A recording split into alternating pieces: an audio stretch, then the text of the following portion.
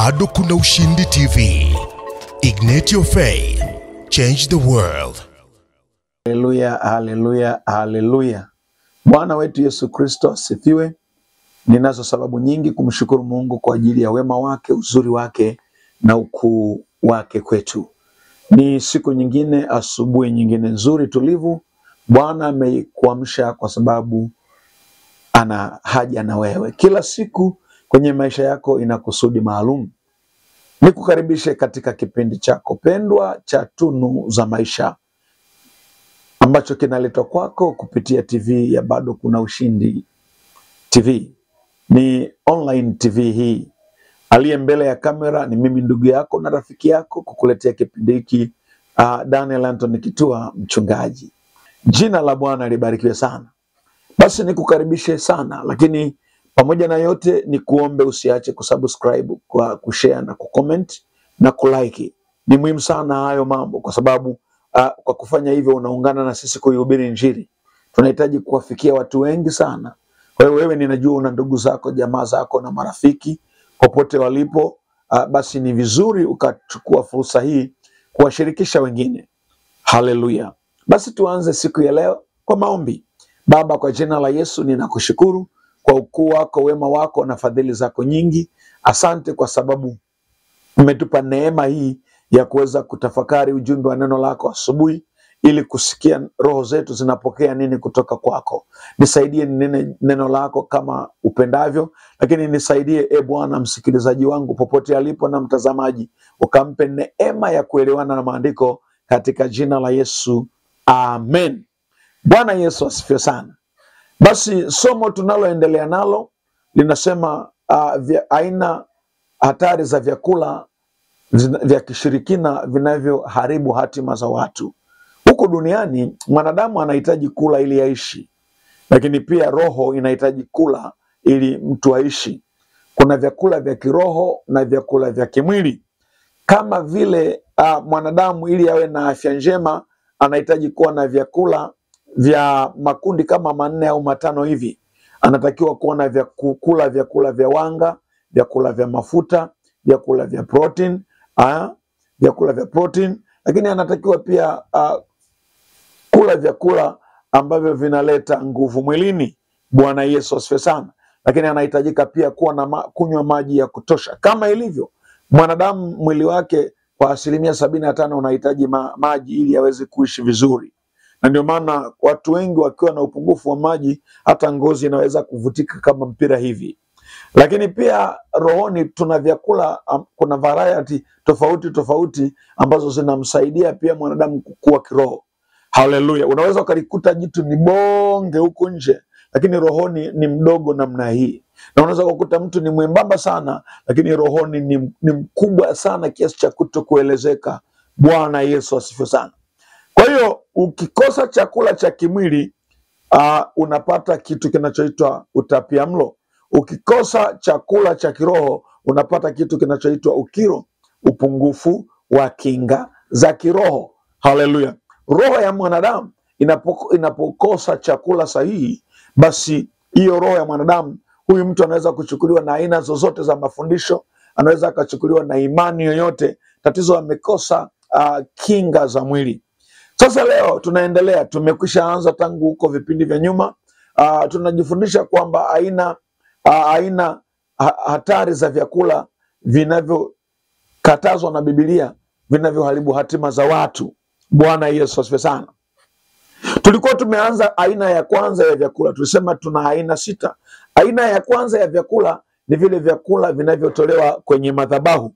Tulisimama na ile Wakorintho wa kwanza sura ya 10 mstari wa 18 hadi wa 20. Imeandikwa, waangalieni hao Waisraeli waliokuwa kwa jinsi ya mwili, wale wazilao dhabihu. Je, hawana shirika na madhabahu? Basi niseme nini? Ya kwamba kile kilichotolewa sadaka kwa sanamu ni kitu? Au ya kwamba sanamu ni kitu? Mstari wa 20. Sivyo, walakini vile vitoavyo sadaka wavitoa kwa mashetani, wala si kwa Mungu. Nami sipendi ninyi kushirikiana na mashetani. Hamwezi kunywa kikombe cha Bwana na kikombe cha mashetani.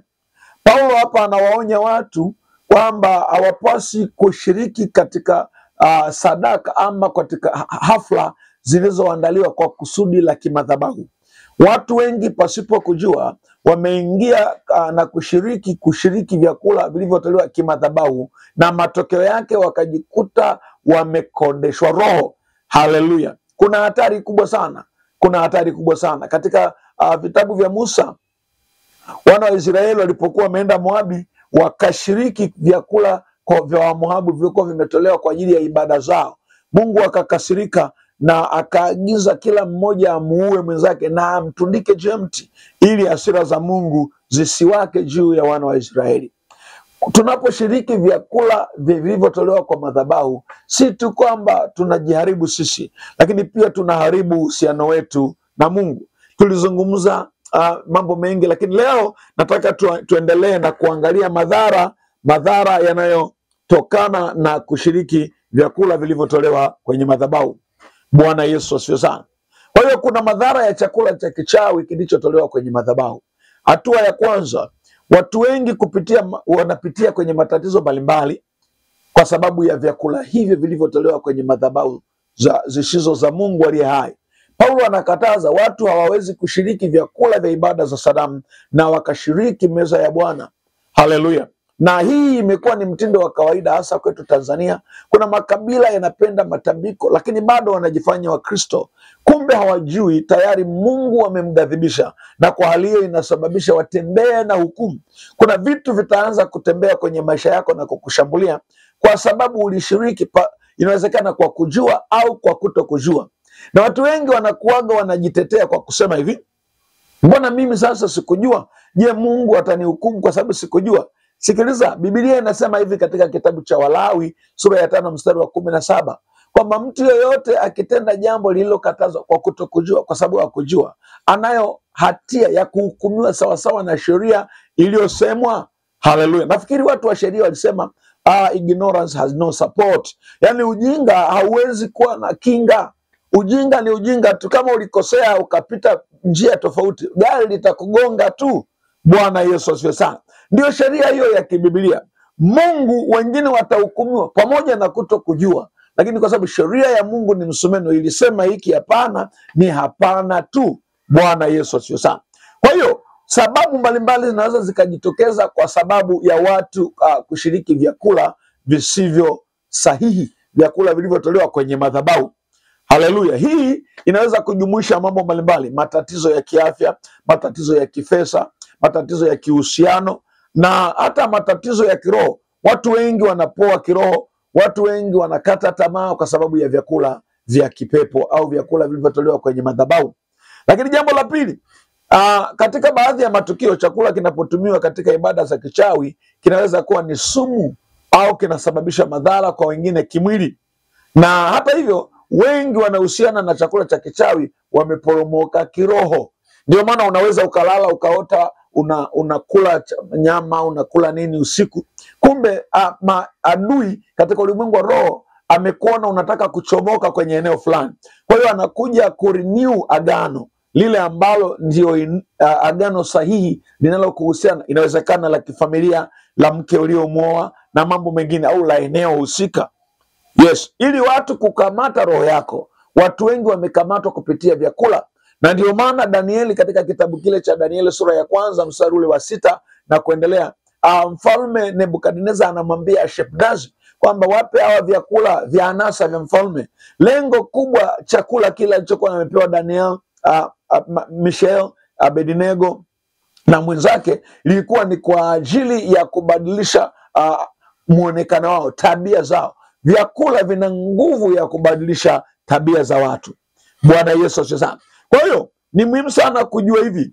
Biblia inaonya dhidi ya kushiriki katika ibada za sanamu. Unaweza usishiriki kwa maana ya kwenda, lakini ukashiriki kwa maana ya chakula. Na watu wengi wamekwama kwa sababu wameshiriki ibada za kipepo kwa njia ya chakula.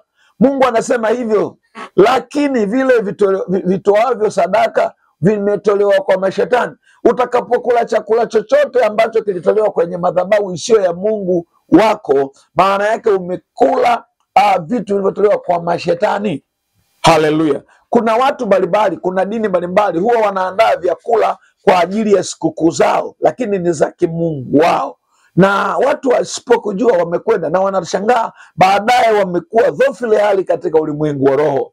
Bwana Yesu asifiwe sana. Uwe na tahadhari sana, kwa sababu vyakula vinavyotolewa kwa ufalme mwingine vinakuwa na nguvu za kimapepo wanaokuja kutimiza lile kusudi. Unaposema asante katika ulimwengu wa roho, unamshukuru yule Mungu wa ile madhabahu ambayo yeye amekupa. Sikiliza, Biblia inasema Mungu ndio anayetupa chakula. Kwa hiyo kama chakula kilitolewa kwa mizimu na wewe ukala ukasema asante, maana yake tayari umeshakufuru Mungu, umeshukuru ile miungu, ukaiona ndio chanzo cha maisha yako, ndio chanzo cha shibe yako.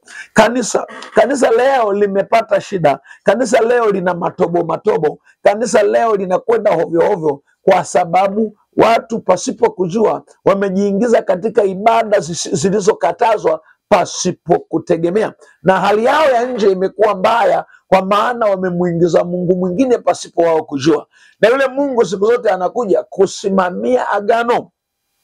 Kwa hiyo watu wa Mungu, chakula ni hatari sana. Chakula ni hatari sana. Usijikaze kisabuni. Ni wakati wako wa kumwomba Mungu akupe ufahamu, uwe na discernment ya kuweza kujua hiki ni chakula sahihi ama hiki sio chakula sahihi. Haleluya, haleluya, haleluya.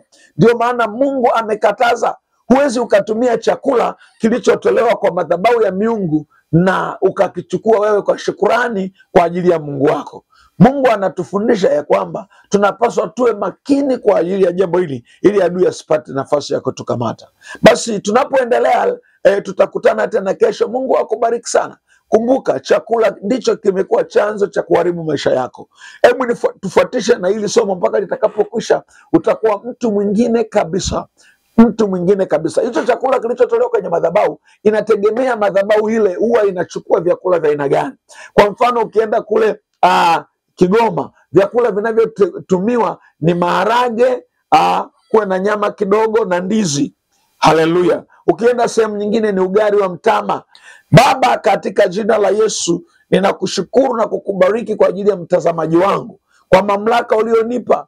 Ulisema katika Mathayo 18:18, mtakalolifunga duniani na mbinguni limefungwa, mtakalolifungua duniani na mbinguni limefunguliwa. Leo katika jina la Yesu ninafungua ufahamu wa mtumishi wa Mungu huyo, ili akili yake iweze kuwa sawasawa, aweze kugundua na kuingia kazini, kujifungua na kujitenganisha na roho zisizo sahihi katika jina la Yesu. Amen. Basi Mungu akubariki sana. Tukutane tena kesho. Usiache kusubscribe, kucomment na kushare. Lakini naomba uwe balozi, washirikishe wengine habari ya TV ya Bado Kuna Ushindi na vipindi vinavyopatikana hapo. Tunapatikana na shuhuda, tunapatikana na vipindi vya manabii, vya unabii na maombi na maombezi, tunu ya maisha, pamoja na kipindi pendwa ambacho kitakujia hivi karibuni, ambacho ninaamini hutajuta kukijua, kinaitwa Hekima ya Baba Mchungaji. Mungu wa mbinguni akubariki. Karibu na ubarikiwe sana. Amen.